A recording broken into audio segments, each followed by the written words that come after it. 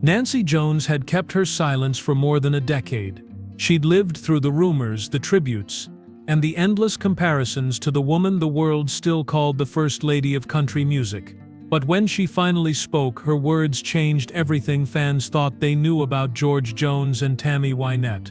For years, George and Tammy were country's royal couple, their voices intertwined with heartbreak, their lives tangled in chaos. They sang about love and loss because they were living it. But behind the spotlight, their story was far more fragile, far more human than the songs ever revealed. And when Tammy passed, that story didn't end. It lingered in the songs George still performed, in the way he paused before her name, in the quiet look Nancy gave every time someone mentioned her. Now, after all these years, George's widow is finally ready to tell her side, not to rewrite the past, but to reveal the truth about the woman who haunted his heart until the very end. In the late 1960s, Nashville had never seen a love story like it. George Jones was already a legend, the man whose voice could turn heartbreak into poetry. Tammy Wynette was the rising star with a voice so pure, it could hush a crowd before the first note. When their paths crossed, it felt inevitable. Two hearts cut from the same cloth, two voices destined to blend. Their chemistry was immediate. On stage, they didn't just sing together. They lived every lyric. Songs like Golden Ring and We're Gonna Hold On weren't fiction. They were reflections of a marriage that burned too bright. Every smile hid exhaustion. Every harmony covered a fight. But audiences couldn't see that. To them, George and Tammy were country's fairy tale, the perfect union of love and music. Behind the curtain, the story was darker. George's drinking spiraled, his temper unpredictable. Tammy, desperate to save him, stood by him through benders, broken promises, and the kind of pain that only love could justify. Friends whispered that Tammy had turned into both wife and caretaker. He would disappear for days, then come back with flowers and tears, swearing he would change. For a while she believed him. Yet even in the worst moments, something unexplainable held them together. Their fights inspired their records. Their reconciliations filled the radio. Every heartbreak became a chart topper. They couldn't live with each other, but they couldn't create without each other either. Nashville insiders said their love was both their salvation and their curse. By the early 1970s, they were on top of the world, touring constantly, smiling for magazine covers, pretending the songs were just songs. But Tammy's diary entries later revealed the exhaustion behind that glamour. She loved him, feared for him, and often feared him. Still, she couldn't let go. Every time George stumbled, she told friends, he just needs someone to believe in him. Audiences believed too. Every duet felt like a second chance. Every tear on stage a promise of redemption. But the cracks were widening, and fame only made them deeper. The man who sang He Stopped Loving Her Today was already living a slow goodbye, even as Tammy prayed he'd prove her wrong. Their story was no longer just theirs. It belonged to the fans, to the industry, to anyone who'd ever loved someone they couldn't fix. And as the applause echoed through the Opry, neither George nor Tammy could see that the same songs keeping them together were slowly tearing them apart. By 1973, the cracks in George and Tammy's fairy tale were impossible to hide. The man who once charmed the world with songs of devotion had become unpredictable, consumed by addiction and rage. Tammy, still performing beside him, tried to hold on, not just for love, but for the music they'd built together. Night after night, she walked on stage, hoping he'd show up sober, praying the audience wouldn't see the truth unraveling in real time. There were nights he didn't show at all. Promoters begged her to sing alone, and she did, tears hidden behind mascara and bright stage lights. Fans thought her emotion came from the lyrics. It didn't. It came from fear. She had built her career around a man who was slowly disappearing. She wanted the world to remember the genius, not the ghost. When George lost control, Tammy became the caretaker once again. She tried to protect his reputation, to keep their brand alive even when their marriage was already ending. The duets continued because the public demanded them. Golden Ring, released after their divorce, sounded like a reunion, but in truth, they recorded their parts separately. Too much pain to face each other. The song climbed the charts, a cruel reminder that heartbreak still sold. Offstage, Tammy was raising children, trying to shield them from headlines. George was running from his demons, sometimes literally. Police chases canceled shows, a career teetering between brilliance and collapse. Nashville whispered that George Jones had become a tragedy in slow motion, the kind that only country music could explain. Even after the divorce in 1975, their lives remained tangled. When they performed together years later, fans mistook nostalgia for reconciliation. But what the audience didn't know was that every duet carried ghosts. For Tammy, it was the memory of a man she once believed she could save. For George, it was the shadow of the only woman who had ever truly understood him. When Tammy died in 1998, George broke down. He hadn't spoken to her much in those final years, but her death felt like the closing of a chapter he could never rewrite. Reporters asked for statements, and George's voice trembled. She was one of the best, he said. But those who knew him best claimed that afterward, he spent days listening to her records alone, the same songs that had once been theirs. The public mourned the duo as if they'd been together until the end. Their faces filled every country station, every memorial broadcast. George and Tammy, the headlines read. Never George alone, never Tammy without him. For Nancy Jones, the woman who had been by George's side for decades by then, it must have been surreal. The love story the world remembered was one she hadn't lived through but still lived with. That's the strange thing about legends. They don't die when people do. They echo. They linger. They haunt. And as the music faded and the tributes poured in, Nancy remained silent, standing quietly in the background, watching the world mourn the woman whose name she could never escape. After Tammy's death, people said George Jones had already lived 9 lives, but the truth is, his real second chance had begun long before she was gone. In the early 1980s, when the music world had nearly written him off, a woman named Nancy Sepulvado entered his life, quiet, patient, and nothing like the world he came from. She wasn't a singer, didn't chase fame, and had no interest in the spotlight. Yet she saw something in George that others had stopped seeing, a man worth saving. When they met, George was drinking heavily, spiraling through chaos, showing up late or not at all. He'd lost fans, lost friends, nearly lost his career. But Nancy didn't walk away. She gave him structure when he needed it most, not through scolding or pity, but through calm resolve. She stood firm, setting boundaries that even the possum himself couldn't charm his way around. Slowly, George began to change, one sober day at a time. They married in 1983, and everything about his world began to shift.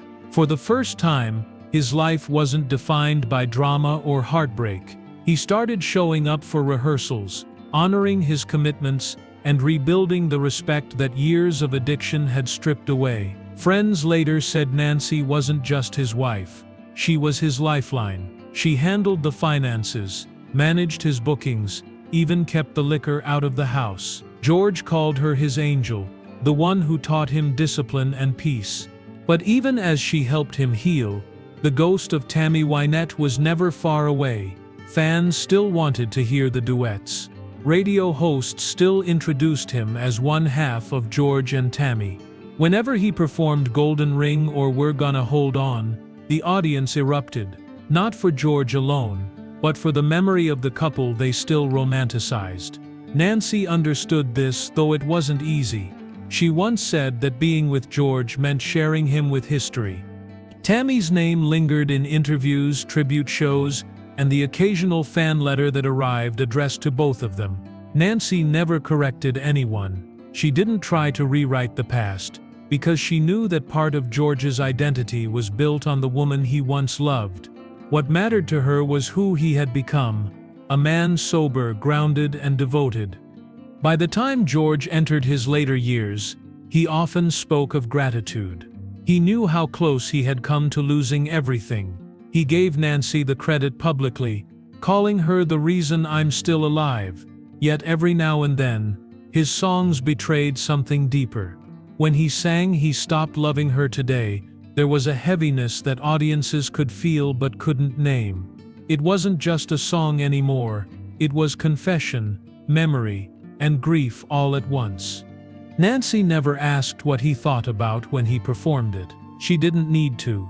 She had lived long enough beside him to recognize the ache in his voice. Tammy was part of his story, not a rival, not a wound, but a reminder of how far he'd come. And though Nancy rarely spoke her feelings aloud, she carried them quietly, with the grace of someone who understood that love, at its deepest level, doesn't erase what came before. It learns to live beside it. For years, Nancy Jones lived in the long shadow of a love story she hadn't written. When fans stopped her at events, they often wanted to talk about George and Tammy, not George and Nancy. She smiled politely, nodded when people reminisced about songs born from heartbreak she never witnessed, and quietly stepped back into her role as caretaker of George's later life. To her, silence wasn't weakness, it was protection. Nancy understood something few others did. Legends belong to the world, but the man behind the legend belonged to her.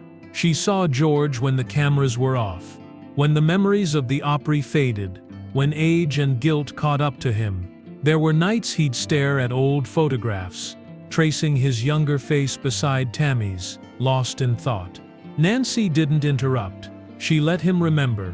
She knew grief and regret don't obey logic, especially for a man who poured his soul into every lyric he ever sang. Reporters occasionally tried to draw her out. They asked how it felt to be compared to Tammy, or if jealousy ever haunted her. Nancy never took the bait. She gave simple answers, often redirecting the conversation toward George's recovery and faith. But privately, those questions lingered. No woman wants to live in another's reflection, especially one whose image is immortalized in song. Yet Nancy never lashed out, never corrected anyone. She let Tammy's memory exist, understanding that George's love for Tammy was part of his humanity, not a betrayal of his marriage. After Tammy's passing, tribute specials aired across the country. George was invited to perform, and Nancy stood in the audience, watching him revisit memories she knew were bittersweet. When he choked up singing "Near You" or "Golden Ring," she didn't see disloyalty. She saw closure, a man making peace with the ghosts that had followed him for half a lifetime. In her heart, Nancy knew Tammy had endured things no one else could fully grasp. The loneliness of loving someone whose genius came with self-destruction. Nancy, in her own way, had lived that same truth, only on the other side of it. She carried no bitterness, only empathy. When George's health began to fail in his later years, Nancy was the one who held his hand, managed his pain, and shielded him from the chaos that once consumed him. She saw the man Tammy had loved finally become the man Tammy always hoped he could be. And still, she remained silent. She didn't publish tell-all books, didn't chase attention, didn't capitalize on nostalgia. Instead, she preserved George's legacy, quietly, restoring his estate, curating his memorabilia, keeping his story intact for fans who still felt connected to him. Her restraint spoke louder than any headline could. Every time she heard Tammy's voice on the radio, Nancy felt something shift. Not envy, not sorrow, but gratitude. Those songs had carried George through his darkest years, and in some strange way, they had carried her too. She had inherited the echoes of a love that refused to die, and rather than fighting them, she learned to live within them. Nancy's silence wasn't absence. It was grace. It was understanding that sometimes the most powerful truths don't need to be spoken until the heart is ready. And when she finally did decide to speak, the world would realize her quiet strength had been holding the story together all along. When Nancy Jones finally decided to speak, she didn't do it with drama or bitterness. She did it softly, through reflection, letting decades of silence unfold like an old country song that had waited too long for its final verse. By then, she had lived through it all: the rise, the ruin, the redemption, the endless comparisons to the woman George once called his everything. Yet her tone carried no resentment. It carried peace. In her memoir and the rare interviews she agreed to, Nancy began to explain what life beside George Jones was really like. Not the stage version, not the legend, but the man who wrestled daily with guilt, gratitude, and memory. She admitted that Tammy Wynette's name was never forbidden in their home. George spoke of her often, sometimes fondly, sometimes with regret. He remembered her laugh, the way she'd hum off-key between takes, the small things only someone who had loved her could recall. And Nancy listened. She didn't interrupt those moments. She believed they kept him human. Nancy's confession wasn't about rivalry, it was about truth. She said she had long understood that Tammy's pain and devotion mirrored her own. Both women had loved a man who was brilliant and broken in equal measure. Both had tried to save him, and both had paid a price for it. The difference was timing. Tammy had lived the chaos, Nancy lived the healing, but each carried a piece of George's soul that the other could not replace. She spoke about how fans often sent letters meant for both women, letters filled with gratitude, sorrow, and memories of songs that had shaped their lives. Nancy said she never threw those letters away. Instead, she kept them in a box, tucked away in her home, a silent reminder that the love story of George and Tammy wasn't hers to erase. They belonged to the people, she said once. But George belonged to me. That sentence carried weight. It summed up everything she had endured, the years of being second in the public's eyes, yet first in the one that mattered. When George died in 2013, Nancy buried more than a husband. She buried the last living thread of a story that had defined a generation. And still, Tammy's name returned to every headline, every tribute, every anniversary. But Nancy didn't fight it. She saw it as proof that what George and Tammy created would never fade, and that George's redemption, the man she helped him become, gave their shared legacy a gentler ending. In one of her most moving reflections, Nancy revealed that she still listened to Tammy's records. Late at night, when the house was quiet, she'd play "Stand By Your Man" or "Till I Can Make It on My Own," letting the lyrics wash over her. She didn't hear them as competition. She heard them as history, as echoes of the same love that had shaped her own life. "Those songs remind me where he came from," she said, "and how far we made it." There was forgiveness in those words, and something even deeper: understanding. Nancy wasn't rewriting George's past. She was accepting that it had built the man she loved. The storm Tammy survived, and the peace Nancy sustained were two sides of the same life. Together, they told the full truth of who George Jones really was. After her confession, fans began to see Nancy differently, not as a rival to Tammy Wynette, but as the keeper of the flame. She had turned pain into protection, chaos into calm. And when she finally allowed herself to speak about Tammy, it wasn't to claim ownership of George's legacy, but to honor the woman who had loved him first. "Tammy gave him music," she said softly. "I gave him rest." Those 6 words silenced every lingering question. Because in the end, George Jones didn't belong to one woman or the other, he belonged to both. To Tammy, who helped him create timeless music, and to Nancy, who helped him find peace before the curtain fell. Today, when people visit George's grave, they often bring flowers for both names. They hum the songs that made them believe in love, even the kind that breaks. And if Nancy happens to be there, she doesn't stop them. She understands. She stands quietly, watching the fans who still weep for the story that will never fade, and whispers a few words only she can say. Words of gratitude for the woman who came before her, and the man they both refused to give up on. Because in the end, Nancy's confession wasn't about Tammy Wynette at all. It was about grace, the kind that lets love live on, long after the music stops. For more emotional stories, check out this video.